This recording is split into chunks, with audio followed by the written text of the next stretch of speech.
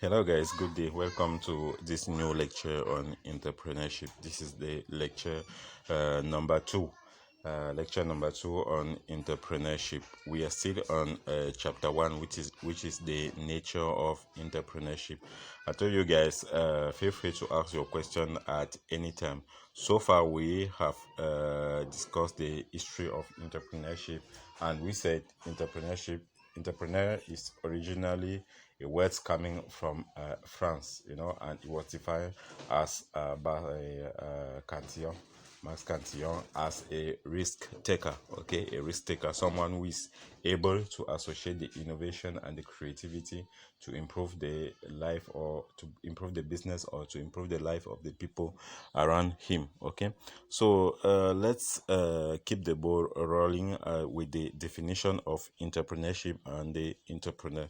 Simply, entrepreneurship is a process of identifying opportunities and investing the resources to exploit it for a profit. So you identify the opportunity, and you invest the require or the available resources to get the outcome, to get a profit out of the opportunities that you have previously identified. Okay, so entrepreneurship is the process through which individuals become aware of business ownership, then develop ideas for and initiate a business. Okay, so all these are several or potential definitions of entrepreneurship. You may reformulate, or you may give a better formulations of the definition, but it has to stay in line with this vision. Okay, so entrepreneurship is a process of creating something different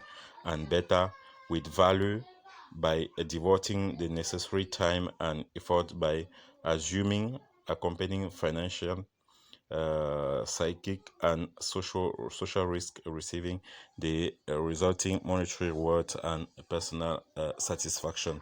So if I want to summarize this statement, okay, entrepreneurship is simply a process through which you identify an opportunity in the society, and you put it the require resources and time.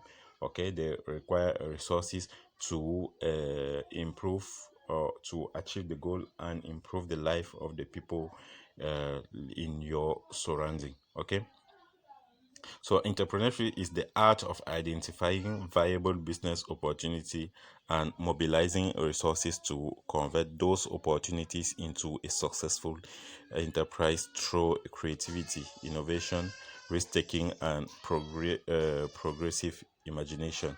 It refers to an individual's ability to turn ideas into action, evolving and engaging in social useful wealth creation through application of innovative thinking and execution to meet consumer needs using one's own labor, times, and idea. Okay, so in general, the process of entrepreneurship includes five critical elements: the ability to perceive an opportunity. Okay, the first critical element is the ability to perceive the opportunities, the ability to commercialize the perceived opportunities, that means the innovation. Okay, the ability to pursue it on a sustainable basis. Okay, on a sustainable basis, because it is very important to have a sustainable basis. We don't want people who are unstable. Okay, the basis should be sustainable, and also pursue it through systemic means, risks or failure. Okay,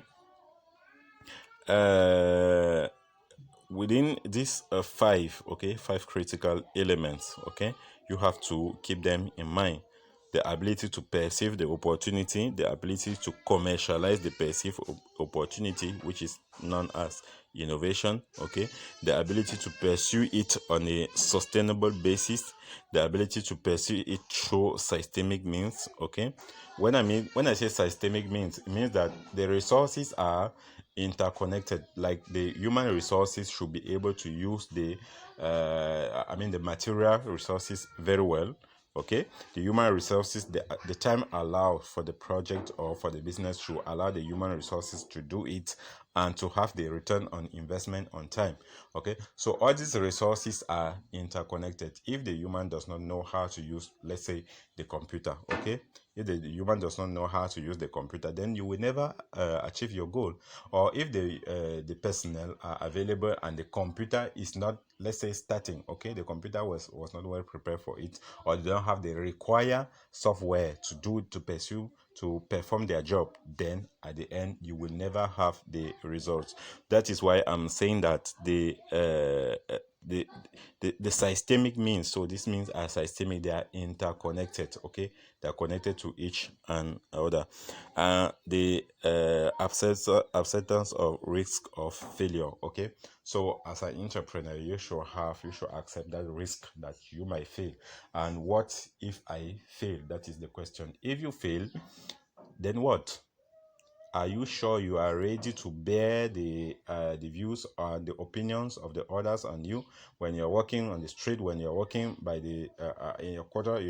Are you ready to bear that the stress? Are you ready to bear that eye looking on you?